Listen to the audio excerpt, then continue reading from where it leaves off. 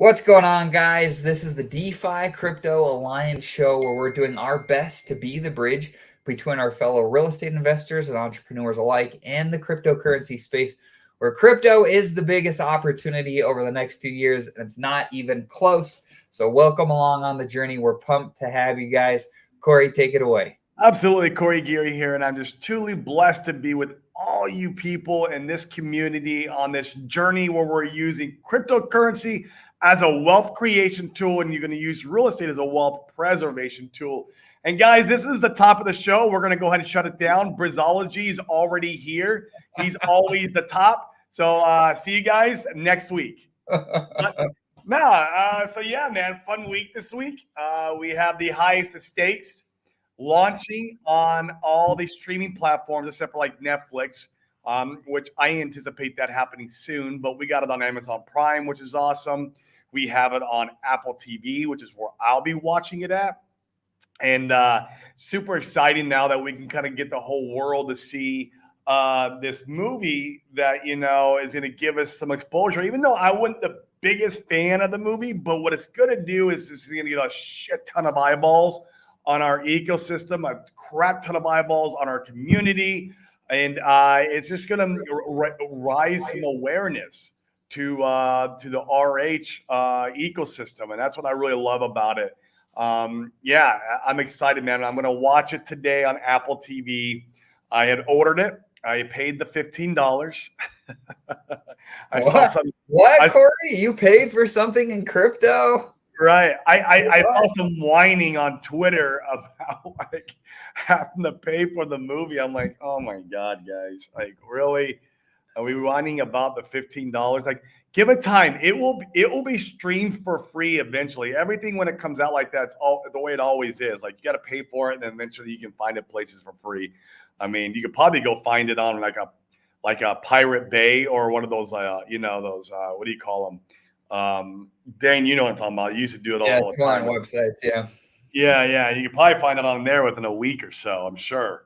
But super exciting. So I'm stoked about that. I'm stoked about the Fetch Oracle being live.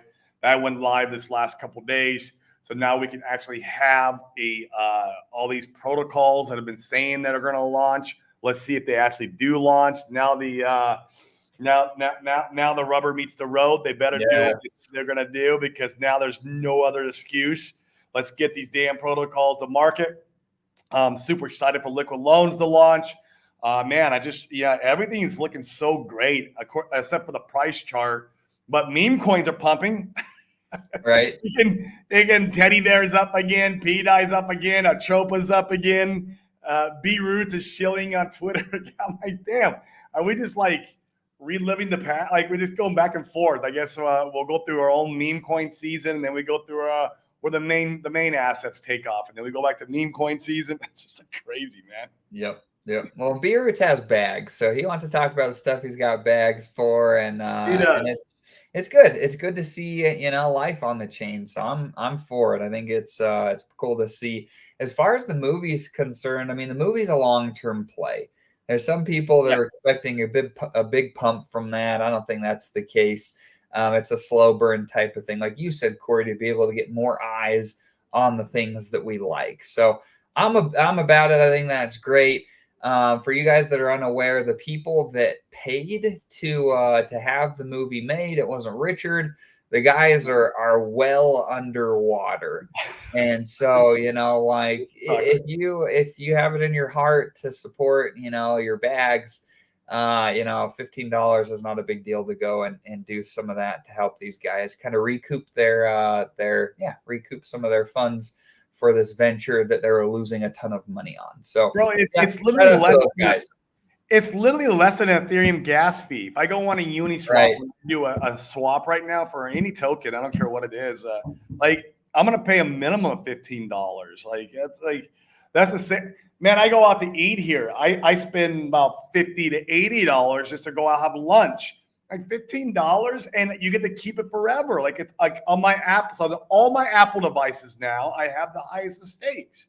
So like, they should have just tokenized the film, and then people would have felt better about buying it. Yeah. Turn it into a crypto, and And then then everyone have bought it in the community. right. Exactly. So I think it's good. You know, you want to see, I mean, I think the right perspective is you want to see people winning, right? You want to see people that are spending real hard earned cash, whether they be crypto gains or whether they be otherwise. You want to see people getting results from their money spent. It's like marketing dollars. And if Yeah. people are getting wins from their marketing dollars, well, guess what? They spend more money on marketing, and that's good for all of us. And so, you know, I think it's great that those guys went out and made the movie. There could always be things that, you know, you could look back and wish things were done differently, but that's neither here nor there at this point. We want to support the people that are putting their own money to work to try to bring light to the community and support all of our bags. And I'd recommend you guys do the same. 100%, 100%.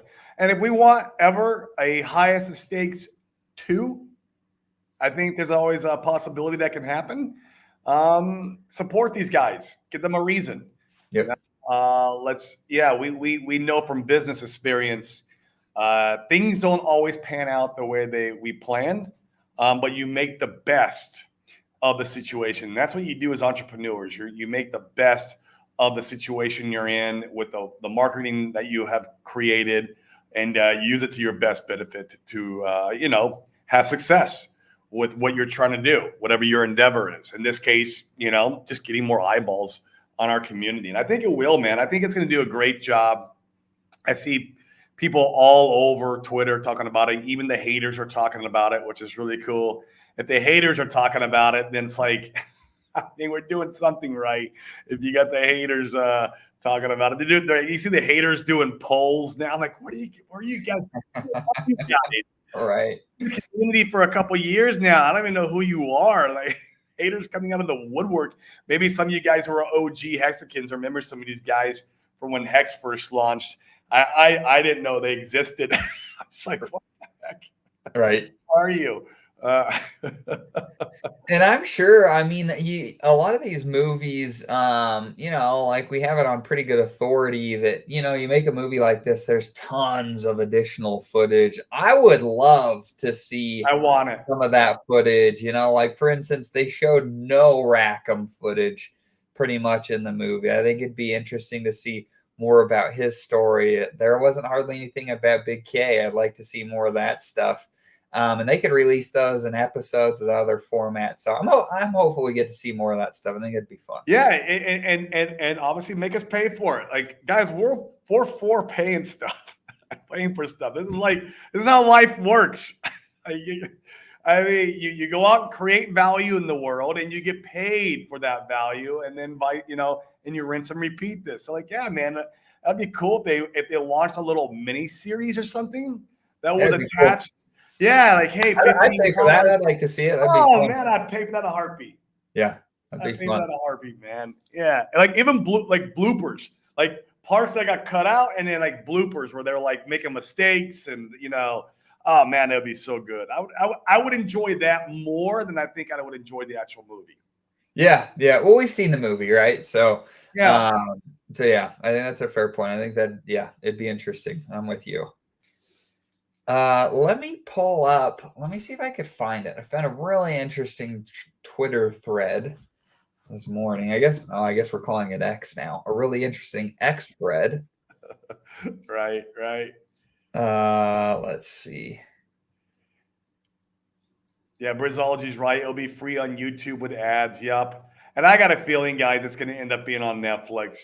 I have no inside scoop on that, but I really think it's going to be on Netflix sooner or later, and then you'll be able to stream it on there. It's all coming. I mean, super, super cool. And man, you talk about timing. The timing is really good too, because we're not full bore bull market yet, and obviously we haven't experienced the massive green candles. We got a little bit in this last month, which was cool. Feels like we got off that bottom than we were at. But man, once the green candles really kick in, and then you have this movie to complement that, and they kind of play off each other, that's where you can really see the effect of this coming to play. Probably sometime next year, or maybe even the early 2025. Who knows? So yeah, yep, absolutely. I'm not going to be able to find the thread quick enough. But it was okay. So this is the general premise. And if you guys know differently in the comments, I'd love to get some clarification on this. The person that made the thread, their claim is that never in history since the SEC has been around have actual assets in and of themselves been classified as securities. Rather, it was the way that the asset was bought or sold that deems it as a security one way or another. So I for saw instance, that. yeah, did you see that one? Yep.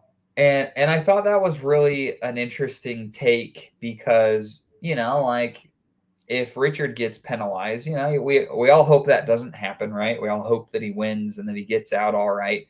But then at the end of the day, even if things go sideways for Richard in court, none of the things that we like are securities in and of themselves. And the fact that they're all decentralized, I think is really unique because what could be done now other than turning the internet off, which very few people want to do for real. There's some bad actors there, I'm sure, that would love to explode Yeah. an EMP and knock out power and internet across the world. Aside from the sociopaths, I think we're in really pretty good shape. And it's also interesting in that it forces a new breed of higher level crypto operators where you got to be somebody or have the help to be able to come and do DeFi the way that it currently works and operates. Now we all know it's not the cleanest, most user-friendly opportunity, but it also speaks to the opportunity that's available right now. That's why there is opportunities, because it's a pain in the butt to do. So all in all, I feel like we're in pretty good shape. I really do. I'm really interested to see, frankly, the more that these guys come out. I should save some of these videos as I'm going through Twitter. Did you see the one with what's his freaking name? I can't remember his name. Maybe you were referring to him, or I've never seen the dude before until more recently. He was on stream and he was like, "Oh, I went on Twitter and I was looking to see all the Hexicans and seeing if they're selling their bags and if Hex has died." He's like, "What a bunch of brainwashed idiots that can't understand that Richard stole all their money and has screwed everybody. What a bunch of sheep." And the more videos we see like that right now, the more bullish that I get, because it's because it's not the crowd. The crowd isn't playing in what we like right now. They'll come to play soon. I think probably later next year, but speaks to that there's still opportunity here. 100%. I agree with that very much. Yeah, I've seen so many hater videos. I'm not even sure which one. Oh yeah, it was Kaiser. That's how I saw it. Yeah, Kaiser clipped it and posted it. That's right. Oh, okay. Yeah, Oh, you know what? I do remember seeing that. He was placing like the assets in accordance to like on the left-hand side of the screen. Yeah, and he had USDT as a top asset. Come on, man. I saw some guy shitting on all of our stuff, and his screen name was Tether Maximalist, and I was like, "What is that? What is that even supposed to mean? What do you mean? I love the US dollar. I love stable coins. I love stable coin. Yeah, it's Come like, on. oh my god, bro. People are funny. They are, man. They are. Oh, that's cool. Drew says that Bitcoin hit 38K. Let's have a gander at that. I'll pull it up. All right. Everyone's anticipating a 30 to 40% pullback on it. You're seeing it everywhere. Even Ran Amar on his Crypto Banter show yesterday was like, "Hey, I'm selling all my alts. Bitcoin's about to take a 30 to 40% hit." So, do you think that's? What are your thoughts on that, Corey? It feels like there's so many people talking about it at this point. It's not. I mean, of course, it's going to have pullbacks. I mean, it's crypto, right? Like even Bitcoin's crypto. Even though you ask a maximalist, they'll say no, it's not. But look at that. Yeah, I mean, it's going to have pullbacks. I mean, Sprack Burger, he's in the comments. I mean, he could probably tell you where the realistic pullback is going to happen according to the fib levels and all that. I mean, it's going to happen. I don't know, man. When? Who knows? Yeah, it'll be interesting. But I mean, I think a lot of this right now, there's so much pent up energy from this the ETF supposedly getting approved in January. We might see this shit all the way through December, man.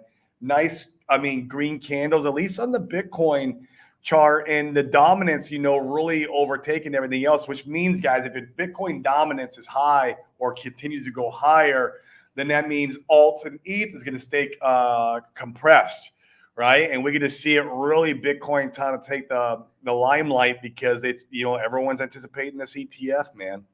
I'll tell you what, the ETF doesn't happen. A lot of the people who bought will sell. So like I believe the ETF will, it's not a if, it's a when, and they've pushed it off already a couple times. And so they pushed it off again from January. Then we could see that maybe that 30 or 40% sell off. I don't know. But man, with this, man, there's a lot of it's everywhere, man. The ETF, the talk, you look at all the big influencers. I mean, it's just everywhere. And you go into the Mario spaces, that's all they're talking about. It's just funny, man. I just don't know. I think we're going to see a green December, at least on Bitcoin. It'd be nice if we could see a green December on the RH assets or just altcoins in general, because if altcoins are going up and Ethereum's going up, I believe we're going to be we're a play on that. So, right. Yeah. You guys are on a roll this morning in the comments. Rand said he sold 50% of his ETH and went all in on Anal OS. I like it. More clickbait. He's been saying he's been selling his ETH to go to all in on Sol. That's been his big rant for the last week. Sure. I understand that people like Sol, and I understand it's a new blockchain, but it is in a second cycle, and man, that thing's it goes down every month. I swear there's even conspiracy theories that SBF used to pause the chain and Carolyn would place in shorts based off of then pausing the chain so they could short Sol. Like just crazy stuff like that. Really? I haven't heard that one. That is crazy. If you're able to pause the chain from the centralized ownership, then you don't have a real blockchain. I'm sorry. It's just not how it goes. That actually would make a lot of sense with the quote unquote outages and downtimes. I mean, imagine if you could play shorts and then pause the chain. I mean, talk about printing money. Right. How am I going to do that in Pulse Chain? I got to get a hold of all 51,000 validators. Now, that's not 51,000 validators, but there's 51,000 validator nodes. How many people are holding those nodes around the world? How do I get in touch with them so we can all collaborate and so we could try to stop the chain so we could put shorts in on Famous? Right. Let's go. How do we do this? I mean, I know a few validators out here in Puerto Rico. A few. Right. That's all about all I got. It's crazy. Oh, that's funny. Oh, Brizology. Yeah, he's talking about the clip that we were referencing that Kaiser had made. He said the guy's name is Maddie something. I made him famous. And then he says he was hearting every comment. Then I posted a comment, tweeted the video, and he hasn't put a single heart comment in the 60+ new comments. Very, very nice. Ratioed. Oh, that's funny. Oh, good times. Oh man. What does he say about? I feel like Solana. What does he say about Solana? I just want to see what he. Oh, sorry, I took it off. Yeah, I feel like Solana is getting pumped by mainstreamers, and this is a chance. Yeah, I think so too, man. That's what Sami's always talking about. That a lot of the VCs got trapped in the last cycle, and so they're using the beginning of this cycle so they can get out, and they're using the the influencers for that. Yeah, I mean, good for them. Yeah. Hey, Motley, come on, bro. Come on, dude. We're gonna short it on Famous. I know you got some bags on Fame, so we'll make some money over there. I mean, that's right. That's right. What's Oh, your take on this one, Corey? What do you think about PulseX in the future? I think it's going to have a run against Pulse because I just think that it will because it's the contrarian play. But long haul, man, I'm not putting my money on PulseX for the long haul. I think it will do anywhere from a 3 to 10x above SAC price. Yeah. That's my guess on this market cycle. A 3 to 10x above SAC price. So I don't know where that's at from here. That's probably somewhere like probably like a 30x from here or something is what I'm guessing.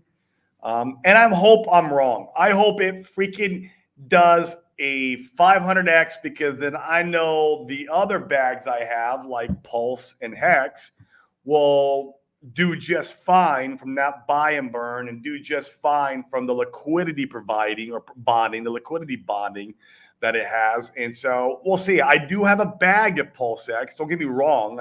I'm not going to not have a bag of it, but my bags are bigger in Pulse and in Hex. So that's my thoughts on it. I don't buy into the BS that it will do a 10,000x.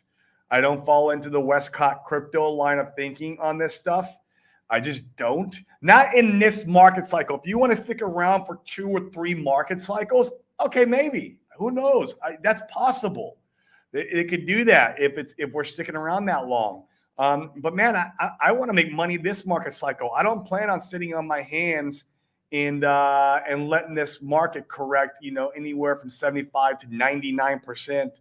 And no, I'm not doing that, man. I'm taking money off the table this market cycle, and I'm going to be putting it into real estate. And so that's part of my vision, part of my goal. I have a business plan. And so part of my business plan is get some money made in this market cycle, create wealth via cryptocurrency, and then preserve that wealth in real estate. And, that the 10,000 next sitting on my hands for 10, 15 years is not part of my business plan for that strategy. You're muted, Dane. Oh, thank you. So I changed the chart. So this is PulseX in Pulse terms, and you can see. I mean, it appears like it's found at least a temporary bottom. It's kind of rounding out, and so there's a high in there.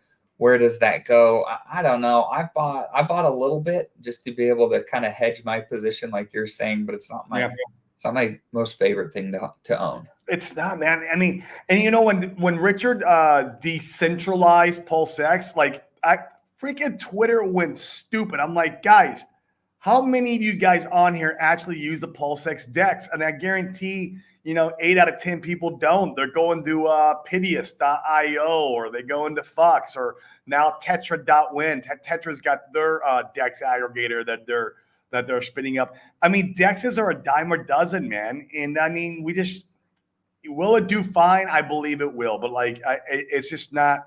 I'm not going to bet against that with the layer one glaring me in the face and with Hex still glaring me.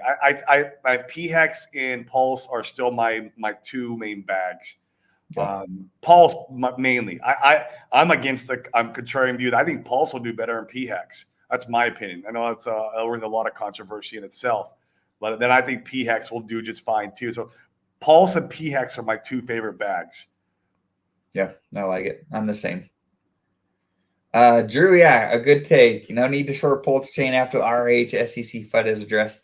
I wouldn't be surprised to see the $1 billion in the PulseX SAC wallet move.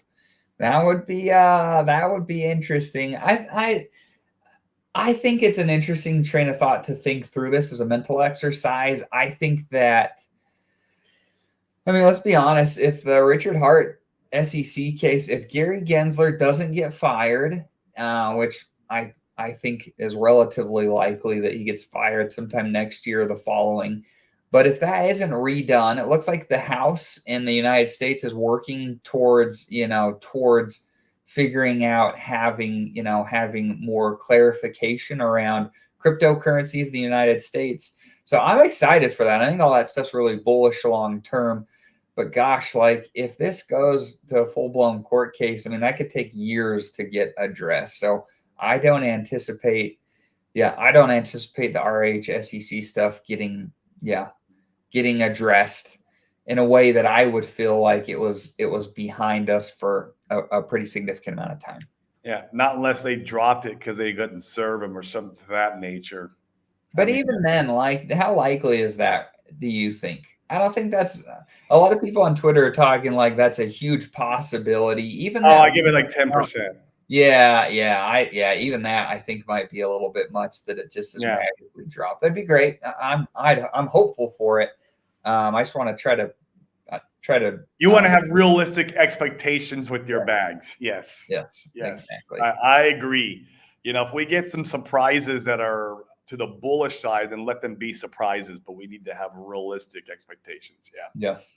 I think this is actually I've been seeing this. I saw a clip from Dollar Cost Crypto. In fact, this is another Kaiser clip. Seriously, Kaiser, like, keep those coming.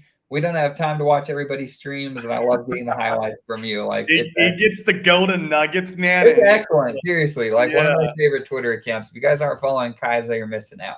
Yeah. But clipped a portion from Dollar Cost Crypto stream where he was talking about this exact thing that Paul's talking about, where Richard could launch PulseX over on Ethereum and start essentially stealing LP away, since it's the Uniswap guys have showed their hand. They are absolutely not DeFi. And for the people that want DeFi, you can go ahead and take some liquidity if you launched over there. Now, you need a V3 update, in my opinion, to really compete. But I think, I don't see why Richard couldn't do that if he wanted to. Yeah, I would participate over there a little bit if he did that. I think that would be super bullish. Yeah, that would be cool. I would love that. Yeah, man. Yeah, that would give a pulse. That would put PulseX back in the running. Agreed. Yeah. Agreed. Yeah, where does in fact, this is an interesting one. You and I haven't talked about this, Corey. I'm curious. Yeah, where does EHEX and PulseX sit in here? EHEX is going to start becoming my play to acquire more PHEX. And so, like, as the ratio gets further apart, if we get back in that ratio zone where it's like 3-to-1 or whatever it was, I have to pull the price chart up. The reason why I would accumulate EHEX is so that way when the opportunity arises, I can go ahead and gather more PHEX for my dollar. So I'm not staking more EHEX, if that's what you mean. I'm not accumulating the stake. I do have some EHEX stakes. I didn't EES my EHEX stakes when all the wars were going around, like PHEX versus EHEX, all this stuff. I sold EHEX at the fork. Guys, I mean, I'll be honest with you. I sold some EHEX in the fork. I bridged that money over, and I bought PHEX with that money. But that was my liquid EHEX. Now, my staked EHEX, I'm going to keep it. Like, I have no reason to emergency and stake those, and that is my hedge. That if EHEX does really well, I have my stakes over there. And so I'm going to keep those. I have no intention of emergency and staking those. And then any accumulation of EHEX in the future would be only so I can get more PHEX. Where would you rank EHEX and PulseX right now? Would you put one or above the other? I think I'd kind of put them at the same. They're kind of the same, yeah. Although I think if you were to tell me which one would do better in this market cycle, I think I'd say EHEX. Probably. And in fact, Kaiser nailed it here. The buy and burn, buy and burn is crazy. Like, I think now it's not Titan X crazy. So maybe Jake could teach Richard a thing or two. Just kidding. But yeah, I mean, I think it makes PulseX a pretty interesting, like, second and third cycle token. Yeah. That is interesting. Or 55% of circulating PulseX supply will be gone. Yeah. I mean, there is billions and billions of this stuff. And I'm not even talking about the OA. There's actually trillions. I mean, but what is it? Is it non-OA 15 trillion? No, it's 21 trillion. That's what it is. Non-OA is 21 trillion supply, circulating supply. That's it. Wow, so over half of that would be gone in 10 years. Okay, well, that's a problem, Kaiser. In 10 years, I want to have, a lot of this money that we're in this market cycle with into apartment buildings. Yeah, I want to be sitting on an island in 10 years. Yeah. Yeah. Yep. Yep. But he's right, man. I mean, 10 years, will Pulse X do a 10,000X? If I had to put my money on it, I'd say probably in 10 years, you have a chance. You got a good chance of doing it. Yeah. Sure. Yep. That's interesting. Oh, this is cool. I've been keeping tabs on here loosely. Yeah. But 29,000 signatures on the Pulse petition. If you guys have not signed this, go and do it. It takes 2 seconds to go and put your name on. I know everyone's nervous about doxing themselves and whatnot. But the XRP case, from the little bit of research, and I'm no expert there, but from the little bit of research, the amicus brief with all of the signatures played a reasonable role in the judge's mind in ruling the way that they did. And so if we can make a dent in that respect, like that's good for our bags. Yeah, I've been shilling it on my Twitter. And once again, like that's somebody, seriously, I think the community needs to do such a better job of supporting people when they're putting their own money to work, even if they're selling their bags. Like no one had to sell their bags or use their own money to be able to put some of this stuff together, to hire attorneys to do that. Like props to those guys. You don't have to like them. You don't have to like how they're doing stuff. But people are using their money to be able to go ahead and push good things forward for our bags, man. I'm for it. I think that's great. It is great. Yep, absolutely. Motley is the buzzkill this morning. He says that Richard won't launch Pulse X on Ethereum. Come on, Motley. Give us the hopium, bro. We're here for the hopium this morning. I know. That would be fun. Yeah, even more amazing if the petition goes for another couple of months. Yeah, I mean, honestly, we've got more signatures than I anticipated we'd get total right now. So I think XRP had 75,000. You guys know? Comment in the comments below if you know. But I think it's 75,000, and they have a massive community. They really do. Yeah. So you're right. Yeah, that would be if we can get close. If we can get to 50,000, holy crap, man! I think that would pull some really heavy weight. Yep. Absolutely. Yeah. Absolutely. Let's give so for some of the people, in fact, so if you haven't seen the documentary, Corey and I went and saw it. I would see it just to have seen it because it's part of the culture. It's what we I'm gonna watch it again tonight. Yeah. What were your biggest takeaways, Corey, and what would you have done differently? I wasn't a huge fan of it myself. Sure. I have to be honest with you. I think that's a fine take, right? I think they missed the mark on what they were trying to achieve out of the movie. In fact, I left the movie feeling like Richard Hart was more of a scammer than he was trying to help people and trying to do this, new innovative cryptocurrency called Hex and change the rules of the game. I felt more like, man, this just complete scam. And that's just how I felt. And that's also probably because I'm a Hetzican and probably because I know a lot about this stuff. And it's hard for me to see it from a no-coiner perspective because I'm not a no-coiner, right? And you need to have the no-coiners and what their thoughts. That's what really matters. And so, yeah, it's just, I don't know, man. What I've done differently, there was a particular character that the story was way too much about. I'm not going to mention names. It was weighted heavily that direction. It was weighted heavily in that direction. There was not enough story on the characters that I did like. I know you mentioned it earlier. I love Big K. Big K, I love his story.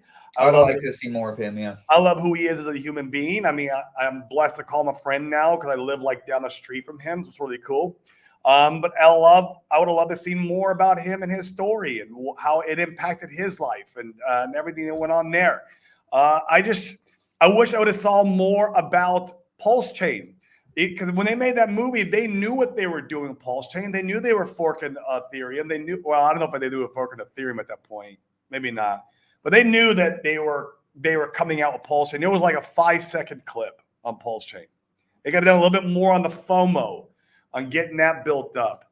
Yeah, man. But then once again, man, I'm a movie pleb, dude. What do I know? What do I know about what's going to bring any kind of eyeballs to our ecosystem through a movie? I don't know. I admit but you do though, right? But you do in certain I wanted to see more FOMO. I wanted to see more. Man, I wish they would have taken a playbook out of the Eat the Rich documentary about Yeah. GameStop. I wish that they would have, like, the reason that series, and if you guys haven't seen it, go watch it. I thought it was a ton of fun to watch about the GameStop short squeeze.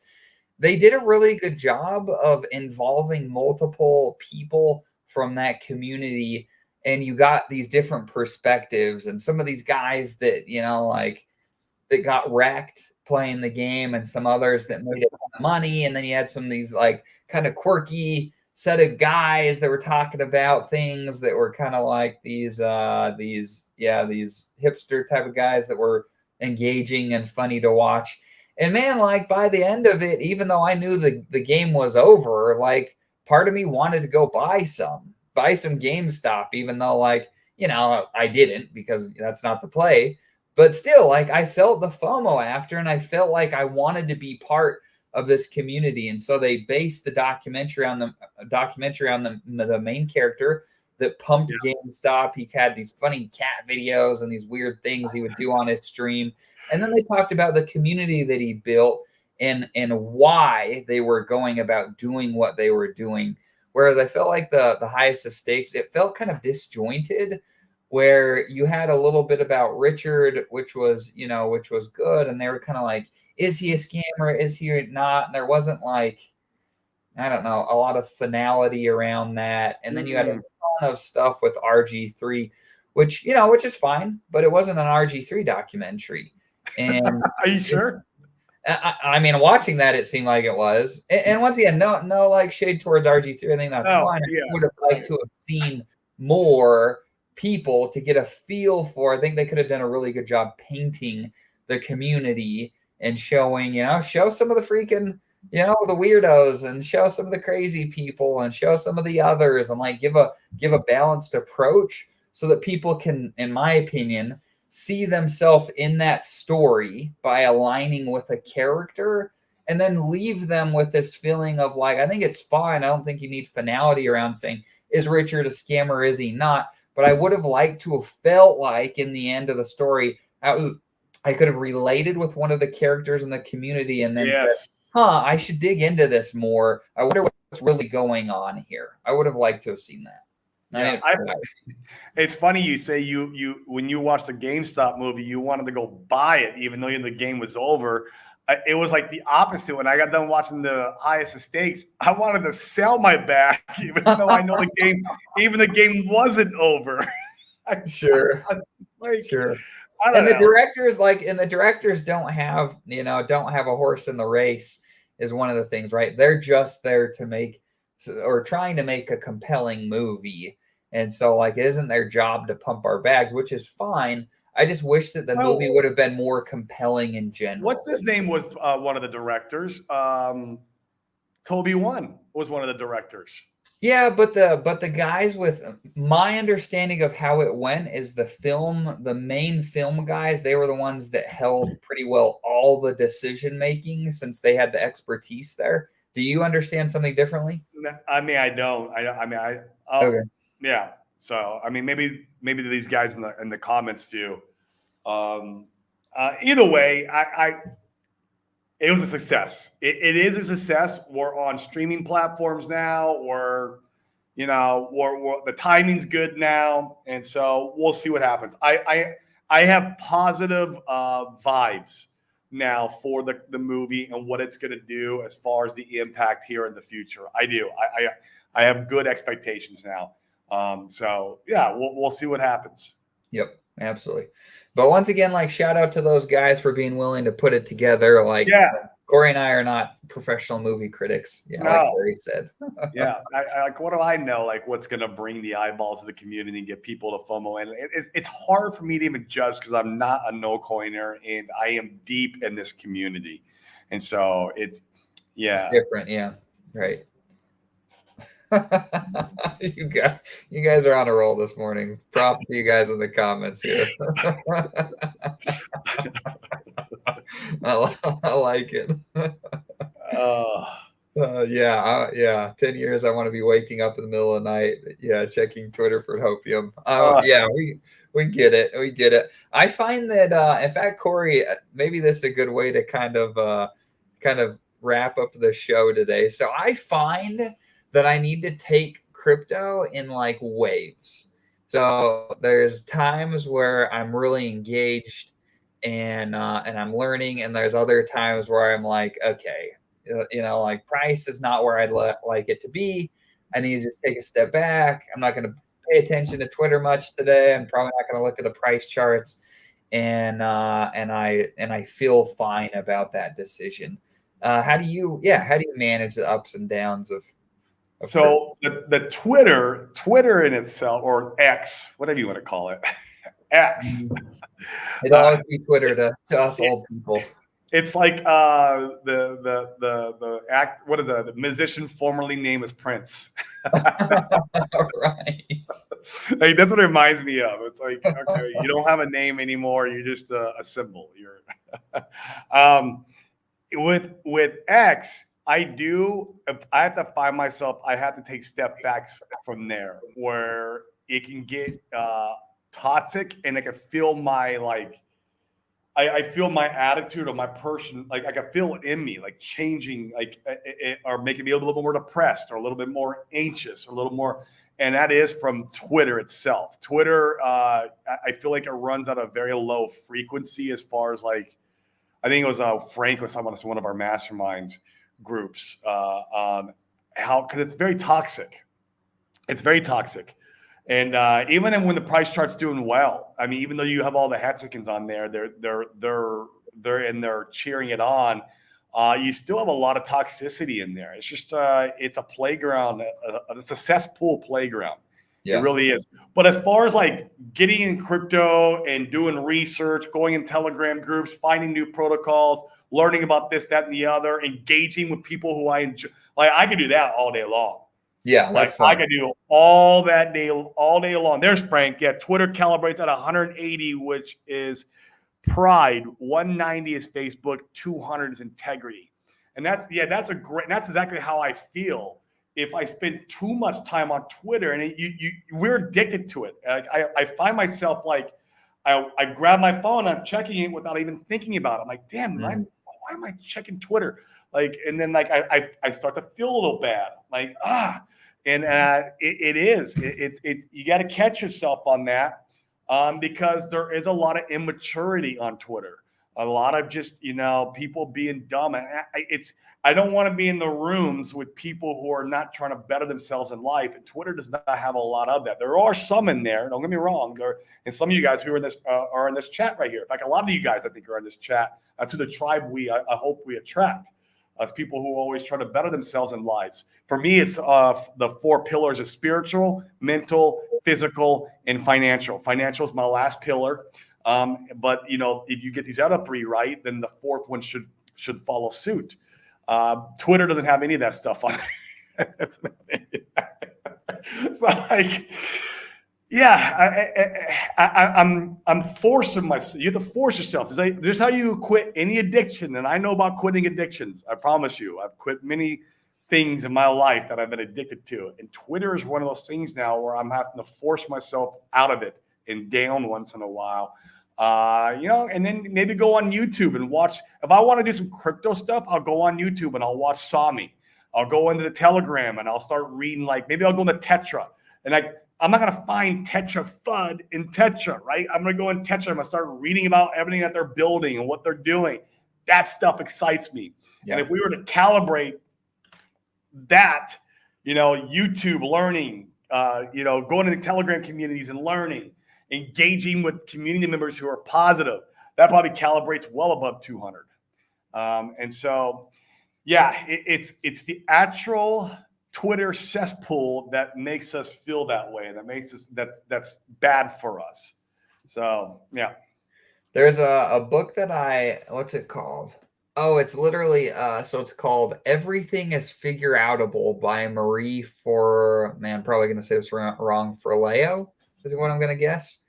I haven't read it, but I listened to her on a podcast, and it was interesting.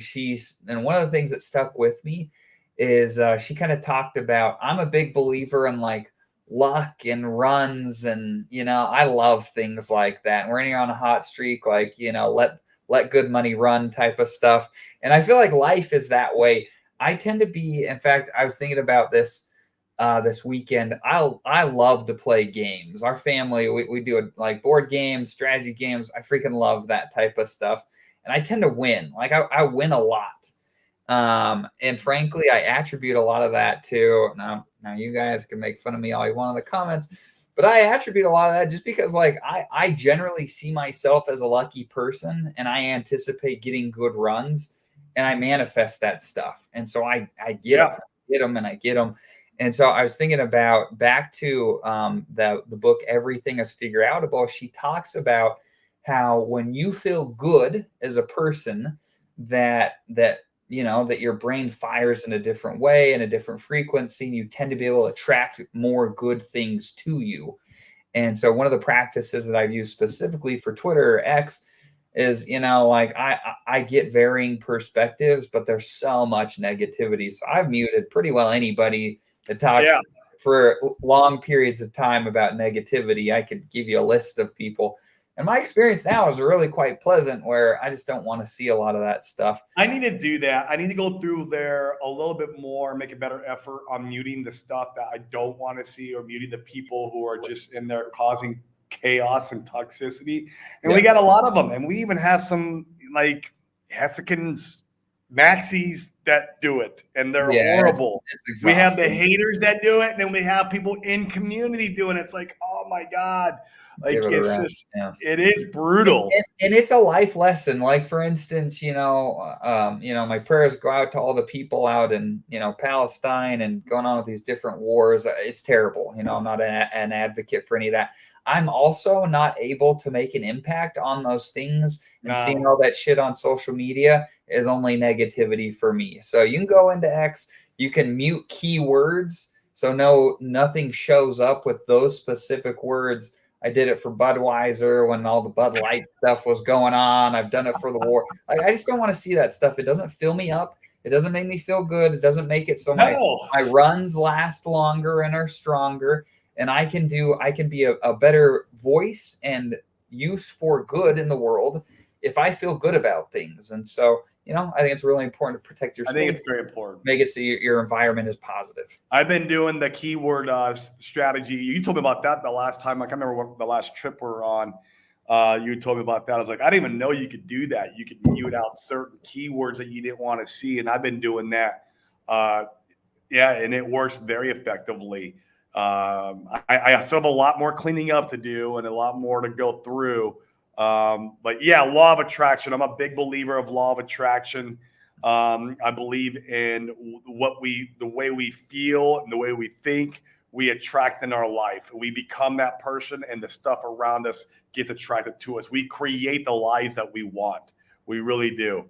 And this is why we're here, guys. This is why we're here with you. We feel like this is the place. It is the opportunity.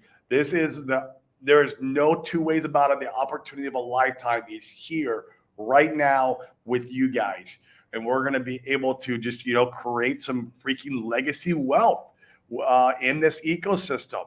And so, but we don't have to feel like dog crap. Yeah, exactly. I mean, what I'll do, man, I've been doing lately is like every time I notice myself, I'll grab my phone and go to Twitter. I will force myself to put it down and I go play with my daughter. Oh, I like it. Immediately it's a shift in my thinking too. Like I'm not, you know what I mean? It's like the whole crypto thought is out of my head when I'm playing with her, right? It's So yeah. You gotta find a balance. Yeah, absolutely. You do gotta find a balance. Yep, you do gotta find a balance. Yes. Yeah. I muted Zen. Yeah, you find your own pace, you figure out what you like. I did mute the flat earthers because I was getting all this stuff about the earth being flat. We got a lot of them in our community, bro. Yeah, and it's fine if you feel that way, like I don't care. It just doesn't benefit me. I don't care to see more. Right. Did you mute Eric Wall? Oh yeah, fuck that guy. Yeah, no. There's only negativity there. Seriously, like show me some value that he's provided. Period. Like, I don't care if it's about Yeah. anything. And it's just all negativity. No. I agree. He's a very intellectual person, but he applies that intellect towards evil. And it's all he does. It's like, man, if you would apply it towards good, like he is so toxic in a smart way. It's like, the graph. They always show, what's it called? There's a name for it where it goes. It's like a big old hill, and then you have the dumb guy with the flat head on one side. You have the smart guy with the glass, and the bell curve, and then like the guy on top is the one that doesn't get like crypto, or maybe it's hex or whatever. The majority. Then you got either the real dumb idiot or the really, really smart guy. They get it. Right. Eric Hall reminds me of the guy on top. Well, it's really interesting, Corey. I spent a lot of time when I was doing ministry work for my church. I went and did that for a couple of years. Yeah. I spent a lot of time among some incredibly poor people that had nothing. I'm telling you, we went to this one house, had a giant gaping hole in the roof, like probably 5 feet in diameter. And the house looked like it was falling over. This is in the United States. This isn't like some third world country. I thought that the house was abandoned. There's a family living in there. It was wild. And I met a lot of people in similar situations. And I'm telling you, it was remarkable how happy many of them were. They're just freaking happy as could be and had nothing. Had lives of destitution as far as finances were concerned.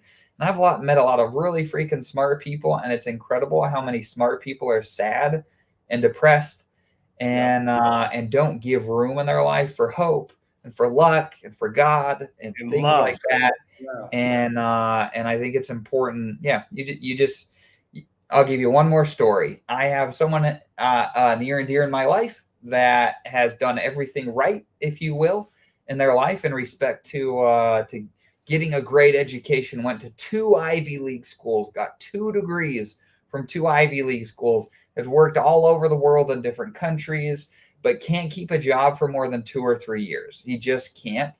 And at this point, there's a pattern.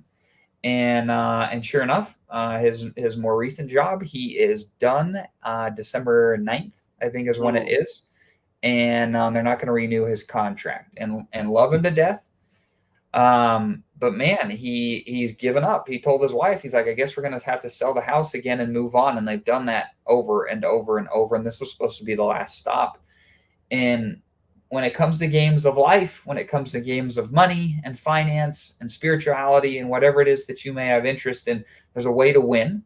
And you need to find ways to be able to train yourself to learn to win those games. And oftentimes it's not about being the smartest.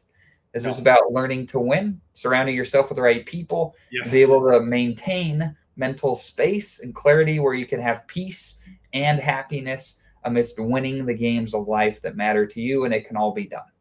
I agree with 100%. We'll leave it here too. One of the books that taught me that strategy, the strategy of life, how to change my life, how to change my thinking, how to change who I am as a person, is Breaking the Habit of Being Yourself by Dr. Joe Dispenza. One of the best books I've ever read. I would recommend all you guys in the chat to read that book.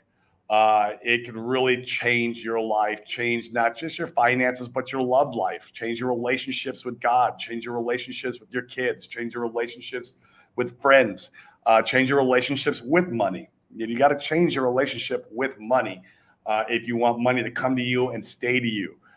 So it's, Dr. Joe Dispenza, absolutely amazing individual. And he's been he was an absolute catalyst in my entrepreneur journey, early in my entrepreneur journey.